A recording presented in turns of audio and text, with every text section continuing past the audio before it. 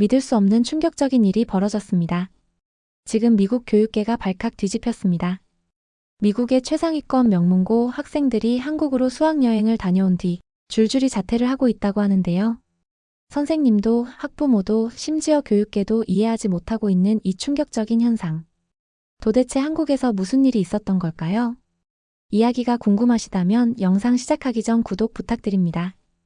여러분 인생의 로또 1등 당첨의 행운을 불러오게 합니다. 해외 커뮤니티 레딧에 올라온 사연으로 제작된 영상입니다. 안녕하세요. 제 이름은 애슐리 카터입니다. 17살이고 지금은 한국 서울의 국제학교에서 공부하고 있어요. 솔직히 말하면 한국 수학여행을 결정하기 전까지 저는 한국에 대해 별로 좋은 이미지를 가지고 있지 않았어요. 아니, 정확히 말하면 거의 아무런 관심이 없었죠. 그냥 아시아 어딘가에 있는 나라, 삼성이나 현대 같은 대기업이 있는 나라, K-팝이나 드라마가 유행하는 나라. 그 정도가 제가 아는 전부였어요. 더 솔직하게 말하면 오히려 부정적인 이미지가 더 강했어요. 인터넷에서 한국에 대해 검색하면 주로 경쟁적인 교육 시스템, 높은 자살률, 심각한 학업 스트레스 같은 기사들이 많이 나왔거든요. 한국은 학생들을 쥐어짜는 나라, 인간미 없는 사회 같은 댓글들을 보면서 저는 한국에 대해 점점 더 부정적인 생각을 갖게 됐죠. 저는 미국 뉴햄프셔의 필립스 엑서터 아카데미라는 학교에 다녔어요. 1781년에 설립된 240년이 넘는 역사를 자랑하는 미국 최고의 명문 사립 고등학교죠. 아이비리그 대학 진학률이 가장 높은 학교 중 하나이기도 해요. 매년 졸업생의 30% 이상이 하버드, 예일, 프린스턴 같은 최상위권 대학에 진학하거든요. 저희 가족은 전형적인 엘리트 가문이에요. 아버지는 하버드 의대 교수이고 어머니는 보스턴의 유명한 기업 변호사예요. 카터 가문은 대대로 의학계와 법조계에서 활약해왔죠. 당연히 저도 그 길을 따라야 한다고 생각했어요. 아버지의 뒤를 이어 하버드 의대에 가는 것이 제 인생의 목표였죠. 그러던 어느 날 평소와 다름없는 화요일 아침이었어요. 그런데 오전 수업이 끝나자마자 학교 측에서 전교생을 강당으로 모이라고 했죠.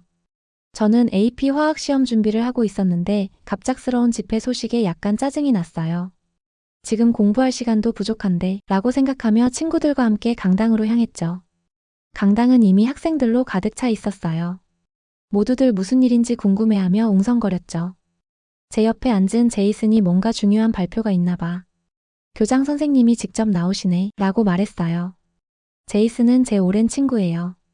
저와는 정반대 성격이죠.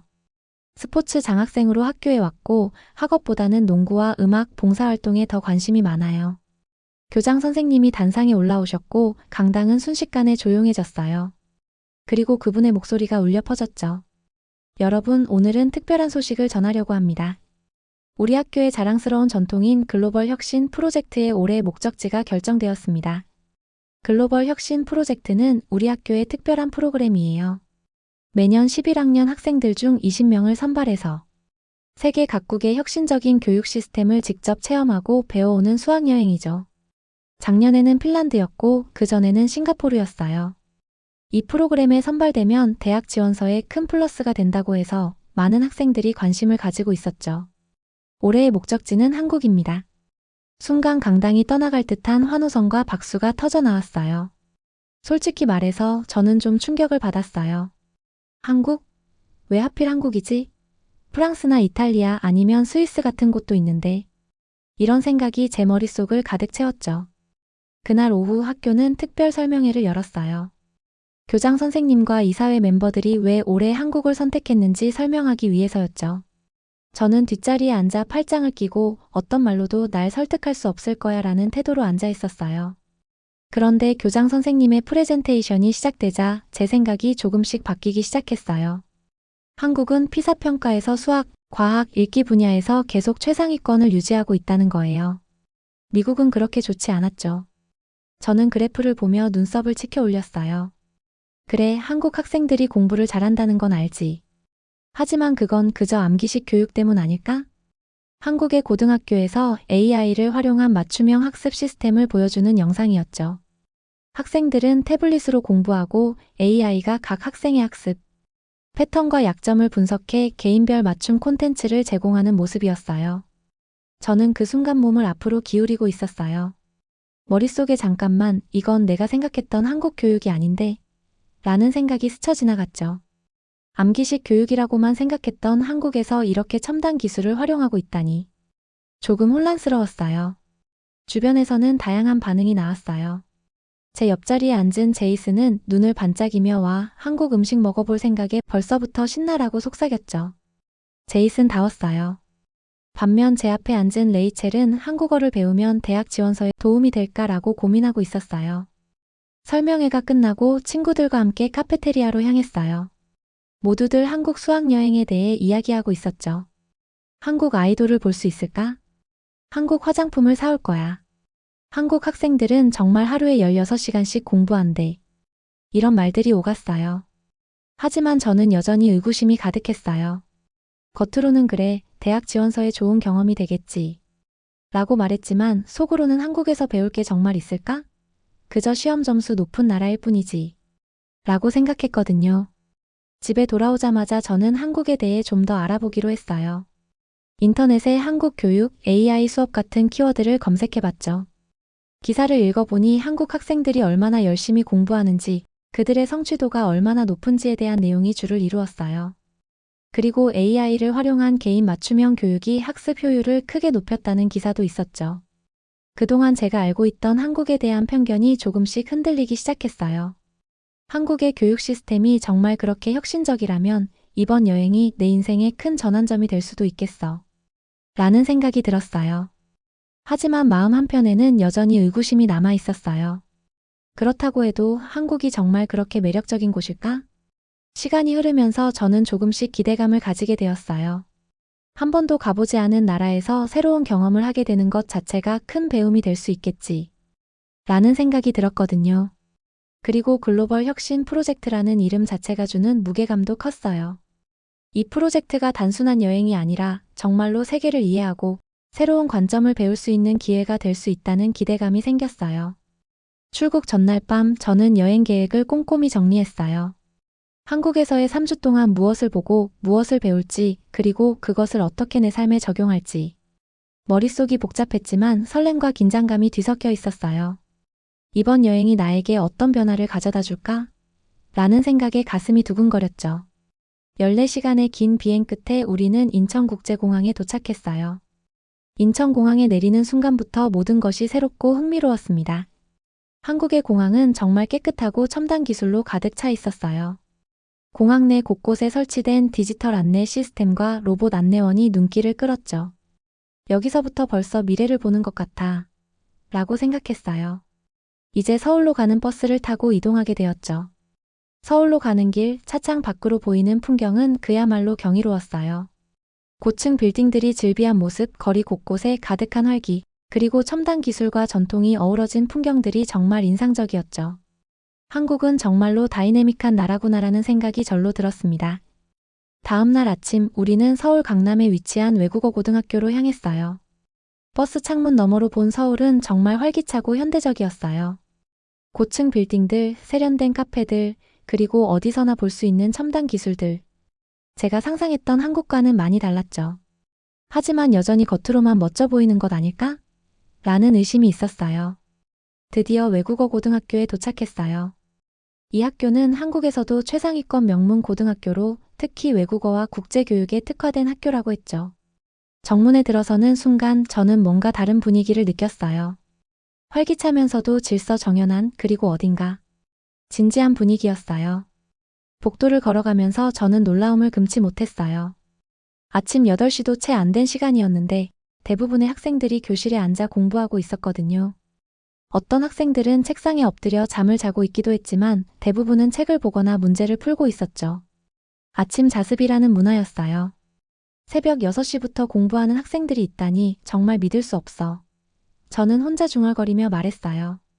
용기를 내서 옆에 있던 한국 학생에게 말을 걸어봤어요. 저기, 실례합니다. 몇 시에 일어나서 공부해요? 저는 보통 6시 반쯤 일어나요. 학교에 7시 반까지 와서 아침 자습을 하거든요. 6시 반에요? 그럼 몇 시에 잠들어요? 보통 12시쯤이요. 학원 숙제도 해야 하고 복습도 해야 하거든요. 저는 정말 충격을 받았어요. 6시 반에 일어나서 12시에 잠든다니. 하루에 6시간밖에 못 자는 거잖아요. 우리 학교 학생들은 상상도 할 수 없는 일이었죠. 물론 우리 학교 학생들도 공부를 열심히 하지만 이렇게까지 빡빡한 스케줄로 공부하지는 않거든요. 수업 시간은 더욱 충격적이었어요. 우리는 한국 학생들이 듣는 영어 토론 수업에 참여했는데 학생들의 실력이 정말 뛰어났거든요. 영어 발음도 완벽했고 토론 주제에 대한 이해도도 높았죠. 무엇보다 놀라웠던 건 학생들의 적극적인 참여였어요. 끊임없이 질문하고 자신의 의견을 발표하고 선생님과 열정적으로 소통했죠. 저는 토론 수업에서 질문을 받았는데 제대로 대답하지 못했어요. 한국 학생들이 너무 똑똑하고 토론 주제에 대해 너무 잘 알고 있었기 때문에 주눅이 들었던 거죠. 내가 생각했던 것보다 훨씬 수준이 높잖아라는 생각에 압도당했어요. 수업 후에는 학교의 자랑인 AI 튜터 시스템을 견학했어요. AI 튜터는 학생들의 학습 데이터를 분석해서 개인별 맞춤형 학습 콘텐츠를 제공하는 시스템이었죠. 학생들은 태블릿으로 AI 튜터가 제공하는 문제를 풀고 AI는 학생들의 오답 패턴을 분석해서 부족한 부분을 집중적으로 학습하도록 돕는 방식이었어요. 저도 AI 튜터 시스템을 직접 사용해 봤는데 정말 놀라웠어요. AI는 제가 어떤 문제 유형에 약한지, 어떤 개념을 잘 이해하지 못하는지 정확하게 파악하고 있었거든요. 마치 개인 과외 선생님이 옆에서 코치해주는 것 같았죠. 저는 AI 튜터 시스템을 사용하면서 몇 가지 깨달음을 얻었어요.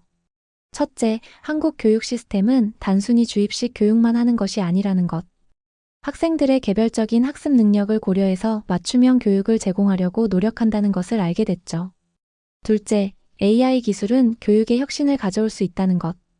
AI 튜터 시스템은 학생들의 학습 효율성을 높이고 선생님들의 업무 부담을 줄여주는데 큰 도움이 될 수 있다는 것을 확인했어요. 하루 종일 학교를 둘러보면서 저는 한국 학생들의 학습 태도에 깊은 인상을 받았어요.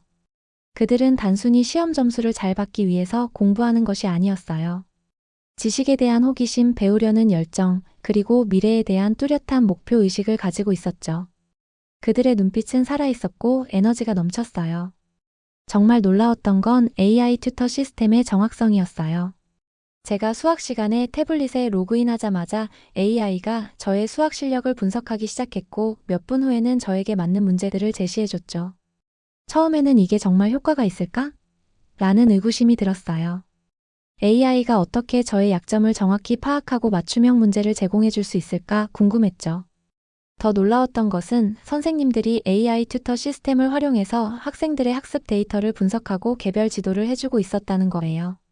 선생님은 각 학생의 강점과 약점을 파악하고 어려움을 겪는 학생들에게는 추가적인 설명이나 연습 문제를 제공해줬죠. 마치 맞춤 양복을 재단하는 것처럼 학생 개개인에게 최적화된 교육을 제공하고 있었어요. 가장 좋은 점은 학생 개개인에게 맞는 맞춤형 지도를 해줄 수 있다는 거예요. 예전에는 모든 학생들에게 똑같은 내용을 똑같은 방식으로 가르쳐야 했지만 이제는 AI의 도움을 받아 각 학생의 학습 능력과 스타일에 맞는 교육을 제공할 수 있게 됐죠. 한국에 온 지 2주가 지날 무렵 학교 수업과 AI 교육 시스템에 대해 많이 배웠지만 아직 한국 문화에 대해서는 잘 모르고 있었어요. 그러던 어느 날 지혜가 저에게 특별한 제안을 했죠. 애슐리, 이번 주말에 우리 집에서 홈스테이 해볼래? 우리 부모님께 물어봤는데 너무 좋아하셨어. 진짜 한국 가정생활을 경험해 볼 수 있을 거야. 정말? 괜찮을까? 방해가 될 것 같은데. 전혀. 우리 부모님은 외국인 친구를 집에 초대하는 걸 정말 좋아하셔. 특히 엄마는 벌써부터 너에게 해줄 한국 음식 메뉴를 계획하고 계셔. 솔직히 말하면 처음에는 망설였어요. 낯선 가정에서 주말을 보낸다는 것이 부담스럽기도 했고 무엇보다 저는 아직 한국 문화에 익숙하지 않았거든요. 실수하면 어쩌지 불편하면 어쩌지 같은 걱정이 들었어요. 하지만 동시에 이것이 진짜 한국 문화를 경험할 수 있는 기회라는 생각도 들었죠. 결국 저는 지혜의 제안을 받아들였고 그 주말에 작은 여행 가방을 꾸려 지혜의 집으로 향했어요. 지혜의 집은 서울 강남구에 위치한 아파트였어요. 한국의 아파트 문화도 저에게는 새로웠죠. 미국에서는 아파트보다 단독주택에 사는 것을 더 선호하는 경향이 있거든요. 지혜의 집 현관 앞에 서자 갑자기 심장이 빠르게 뛰기 시작했어요. 과연 어떤 분들일까 내가 잘 적응할 수 있을까 하는 생각에 긴장됐죠. 그때 문이 열리고 지혜의 어머니가 환한 미소로 저를 맞이해 주셨어요. 애슐리, 드디어 만나게 되어 정말 반가워요. 지혜가 당신에 대해 많이 얘기했어요. 어서 들어오세요. 한국 가정의 첫 번째 문화 충격은 현관에서 시작됐어요. 신발을 벗고 집에 들어가는 문화가 있다는 건 알고 있었지만 직접 경험하니 새로웠어요. 지혜의 어머니께서는 저를 위해 예쁜 실내화를 준비해 두셨더라고요. 감사합니다. 정말 예쁜 실내화네요. 마음에 들어서 다행이에요. 한국에서는 집안에서 맨발로 다니기도 하지만 실내화도 신기도 하죠. 지혜의 집은 생각보다 넓고 현대적이었어요. 깔끔하게 정돈된 거실, 아늑한 분위기의 주방, 그리고 벽에 걸린 가족 사진들. 어딘가 포근한 느낌이 들었죠. 지혜의 아버지도 따뜻하게 저를 맞아주셨어요. 애슐리, 우리 집에 온 것을 환영해요. 미국에서 온 지혜의 친구를 만나게 되어 정말 기쁩니다. 이번 주말 동안 한국 문화를 많이 경험하길 바라요. 짐을 풀고 난 후 저는 지혜의 어머니께 주방을 도와드리겠다고 제안했어요. 처음에는 손님이 그럴 필요 없다며 사양하셨지만 제가 한국 요리에 관심이 있다고 하자 기꺼이 허락해 주셨죠. 지혜의 어머니와 함께 요리를 준비하는 동안 저는 처음으로 한국 가정의 따뜻함을 느꼈어요. 지혜 어머니는 제게 한국 음식에 대해 열정적으로 설명해 주셨고 저는 미국 음식 문화에 대해 이야기했죠. 언어의 장벽이 있었지만 지혜가 통역을 해주었고 우리는 웃음과 몸짓으로 충분히 소통할 수 있었어요. 한국 음식의 가장 중요한 점은 정성이에요. 음식을 통해 가족에 대한 사랑을 표현하는 거죠.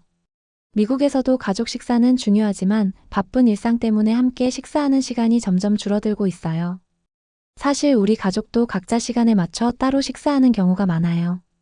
그렇군요. 한국에서는 가족이 함께 식사하는 것이 매우 중요해요. 밥상에서 오늘 있었던 일을 나누고 서로의 이야기를 들어주는 시간이니까요. 드디어 저녁 식사 시간이 되었고 우리는 모두 식탁에 둘러앉았어요. 식탁 위에는 정말 다양한 한국 음식들이 차려져 있었죠. 불고기, 잡채, 김치, 된장찌개, 그리고 여러 가지 반찬들. 정말 화려하고 맛있어 보였어요. 저는 젓가락을 사용하는데 여전히 서툴렀어요.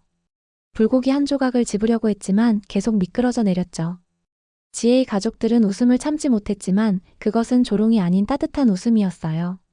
지혜 아버지께서는 젓가락 사용법을 친절하게 가르쳐 주셨고 지혜 어머니는 제가 편하게 먹을 수 있도록 포크도 준비해 주셨죠. 와, 이거 정말 맛있어요. 미국에서도 한국 음식점에 가본 적이 있지만 이렇게 맛있는 불고기는 처음이에요. 정말? 다행이네요. 더 먹어요. 식사 중에 우리는 정말 다양한 주제로 대화를 나눴어요. 미국과 한국의 문화 차이, 교육 시스템, 그리고 10대들의 일상생활까지. 지혜의 부모님은 제 이야기에 진심으로 관심을 가져주셨고 저 역시 한국 문화에 대해 더 알고 싶어 많은 질문을 했죠. 애슐리, 미국에서는 대학 진학률이 어떤가요? 한국에서는 거의 모든 학생들이 대학에 가려고 해서 경쟁이 매우 치열해요. 미국도 대학 진학률이 높지만 최근에는 직업교육이나 창업을 선택하는 학생들도 많아지고 있어요. 하지만 저희 학교 같은 명문 사립학교에서는 거의 모든 학생들이 명문대를 목표로 하죠. 한국과 비슷하네요. 하지만 저는 개인적으로 대학이 인생의 전부는 아니라고 생각해요. 지혜에게도 항상 자신이 진정으로 원하는 것을 찾아 행복하게 살았으면 좋겠다고 말해요. 한국에서의 3주는 정말 순식간에 지나갔어요. 인천공항에서 출국을 준비하며 저는 여러 감정이 교차했어요. 아쉬움, 설렘, 그리고 약간의 두려움. 한국에서의 경험은 제게 많은 것을 가르쳐 주었어요. 한국의 교육 시스템, 따뜻한 사람들, 그리고 문화의 매력에 완전히 빠져들었죠.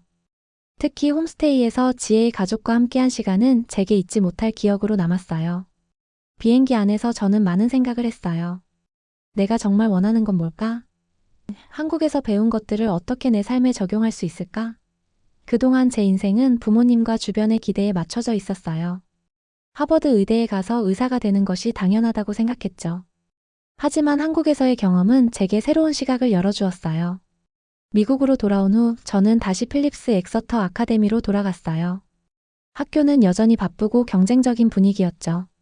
하지만 제 마음속에는 뭔가 변화가 일어났어요. 한국에서 배운 협력의 가치, 그리고 서로의 성장을 돕는 문화가 그리웠어요.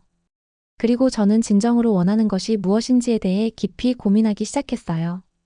한국에서 돌아온 후 저는 노트에 새로운 진로 계획을 적어나가기 시작했어요. 국제관계학을 전공하고 사회적 기업을 운영하자. 한국에서의 경험을 통해 저는 교육과 사회적 문제를 해결하는 데 기여하고 싶다는 새로운 꿈을 발견했어요. 그리고 그 꿈을 이루기 위해 한국에서 유학하는 것이 가장 좋은 방법이라는 생각이 들었죠.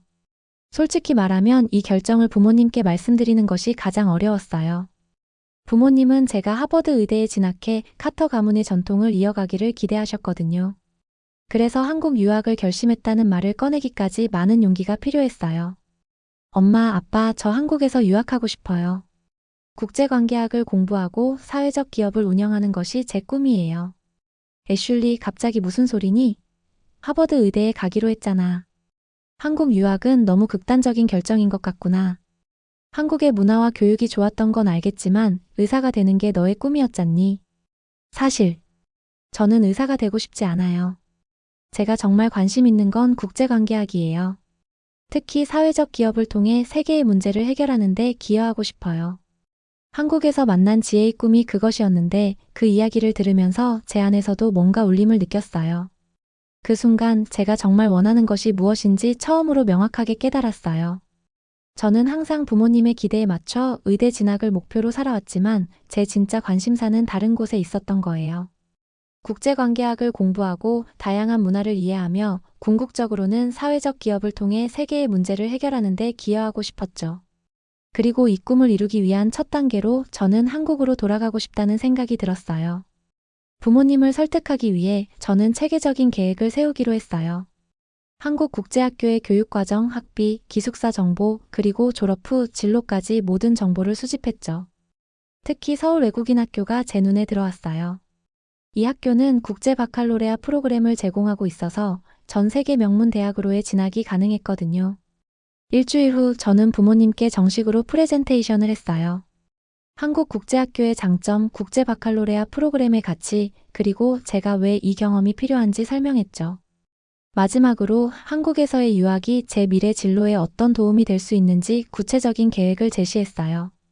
몇 주 동안의 토론과 설득 끝에 부모님은 마침내 제 결정을 존중해 주시기로 했어요. 물론 완전히 찬성하시는 것은 아니었지만 적어도 제가 진심으로 원하는 것을 시도해 볼 기회를 주시기로 했죠. 드디어 그 순간이 왔어요. 저는 팔립스 엑서터 아카데미에 자퇴 서류를 제출했어요. 그 순간의 감정은 정말 복잡했어요. 두려움, 설렘, 그리고 약간의 슬픔까지. 하지만 무엇보다도 제 인생에서 처음으로 진정한 자율성을 느꼈어요.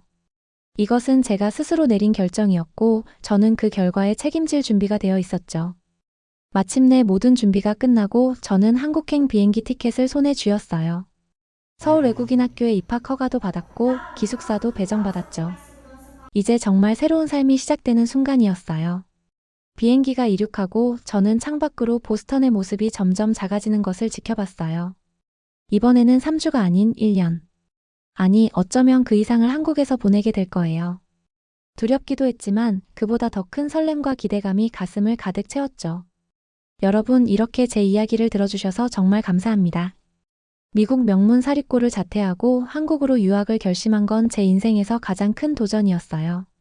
물론 쉽지 않은 결정이었지만 이곳에서 저는 제 진짜 꿈을 찾았고 그 꿈을 향해 나아가는 법을 배웠어요. 제가 이 여정을 통해 배운 것은 진정한 행복은 남들이 정해준 길을 따르는 것이 아니라 스스로의 길을 찾고 가는 데 있다는 거예요. 그리고 두려움보다는 설렘으로, 불확실함보다는 가능성으로 가득 찬 삶을 선택하는 것이 얼마나 중요한지 깨달았죠. 지금 이 순간에도 저는 여전히 배우고 있습니다. 새로운 문화 속에서 적응하고 새로운 친구들을 만나고 새로운 지식을 쌓아가고 있어요. 그리고 이 모든 경험이 모여서 제가 꿈꾸는 미래를 만들어가고 있죠. 여러분도 혹시 자신만의 길을 찾고 싶다면 두려워하지 말고 도전해보세요. 그리고 그 길에서 만나는 모든 사람들과 경험들이 여러분을 더 강하고 더 밝게 만들어줄 거예요. 영상이 마음에 드셨다면 구독, 좋아요, 알림 설정 부탁드려요. 다음 영상에서 더 흥미로운 이야기로 만나 뵐게요. 감사합니다.